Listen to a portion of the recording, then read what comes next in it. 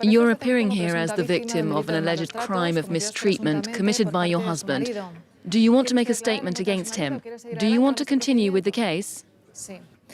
This is one of the specialist courts set up in 2004, dedicated to cases of violence against women by their partners. Can you explain to us what happened yesterday at your home? Él comenzó a insultarme por la noche. Me cogió de aquí del pelo y del cuello y me tiró hacia adelante. Are you afraid of your husband? Would you like protective measures to be implemented to prevent him from coming close to you? It's okay. Would you like a break? Do you think you can continue to testify? In Spain, once a complaint is brought, judges trained in violence against women have a maximum of 72 hours to process the case. They must hear evidence from the alleged victim and the accused. You didn't touch your wife. Had you been drinking? Do you have an alcohol problem? The case is adjourned to the following morning in order to hear from the couple's daughter. Until then, the husband is remanded in custody. If the judge finds sufficient evidence, a quick trial will be organised within 15 days in these same courts. You may be seated. You're accused of making threats within the household. You can, if you like, accept the facts of the case.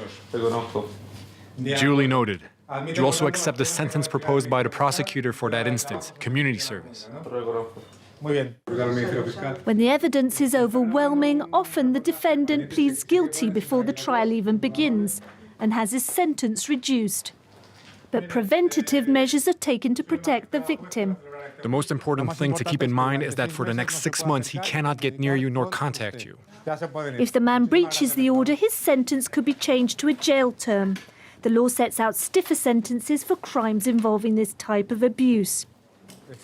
If these threats had taken place outside a relationship or a household, we'd be dealing with a minor crime. And if the victim hadn't filed a complaint, there would have been no trial. But this case here is different. These threats fall under a special category called violence against a woman in a relationship. And this means the victim doesn't have to file a complaint. The state acts directly on her behalf. If it had been, so to speak, normal threats, the sentence would probably be a fine.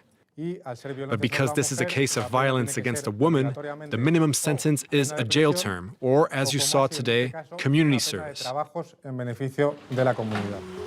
Throughout Spain, more than 1,000 women now carry a device to help protect them from violent partners or ex-partners.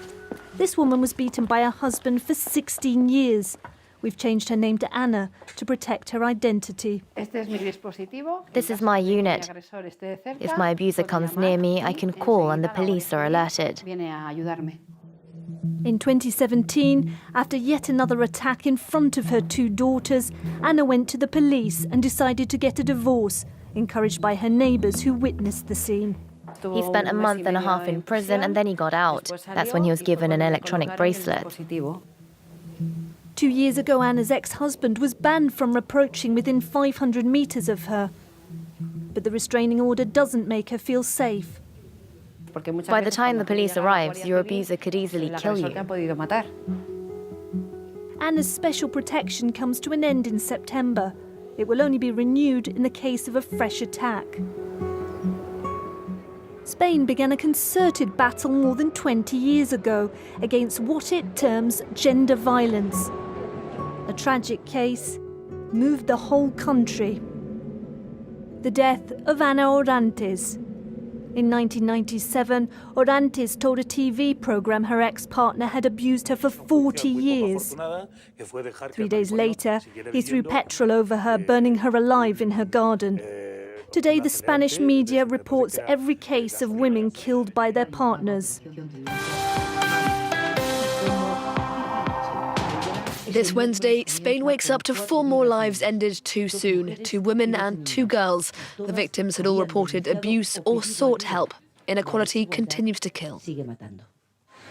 The radio programme Hoy por Hoy has the highest number of listeners in Spain. Its star presenter says the media had to improve its reporting. Before, gender-based violence would end up in the news in brief section. You'd read about accidents, a natural disaster somewhere, and eventually about some woman killed by her husband. That's not right. This is a specific problem that can't be reported like some low-priority news item. The data suggests Spain doesn't have the worst record on men killing their partners. But so far this year, more than 40 women have died this way.